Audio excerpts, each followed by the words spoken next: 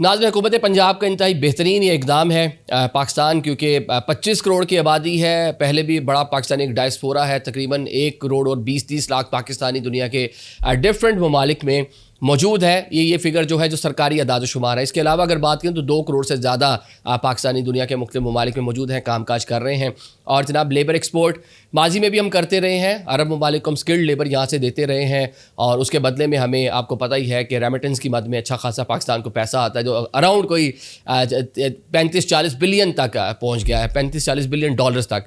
अभी जनाब पंजाब हुकूमत ने इसी चीज़ को मलहूज़े खातिर रखते हुए एक फ़ैसला किया है कि 1 लाख लोगों को बाहर भेजा जाएगा, जिसमें जनाब अरब ममालिक शामिल हैं, यूरोपियन ममालिक शामिल हैं। लेकिन भेजने का जो तरीक़ाकार है वो इंतहाई शानदार है। ऐसा नहीं है कि उठा के आप लोगों को ऐसी बाहर भेज देंगे ताकि आपको काम काज ना मिले, मुश्किलात हों, क्योंकि अब हुकूमत पंजाब आपको भेज रही है। मरीम नवाज़ साहबा ने ये पूरा प्लान किया है, तो इसके अंदर बहुत सारी चीज़ें उन्होंने रखी हैं। जो 3 इसके फ़ेज़ हैं वो तीनों आपके सामने रख देता हूँ। एक तो जनाब जो लोग बाहर जाना चाहते हैं उनको माली मदद जो है वो मजबूरी तौर पर पंजाब हुकूमत फ़राहम करेगी। आपको जनाब महारत सिखाई जाएगी, स्किल्ड।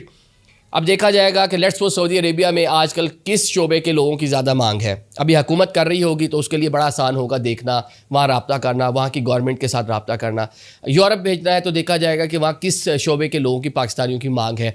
इसी तरह आपको जनाब ट्रेनिंग दी जाएगी। इस तरह आपको मैं एज ग्रुप बता दूँ, ये 18 से लेकर 45 साल तक के लोग मतलब अप्लाई कर सकेंगे।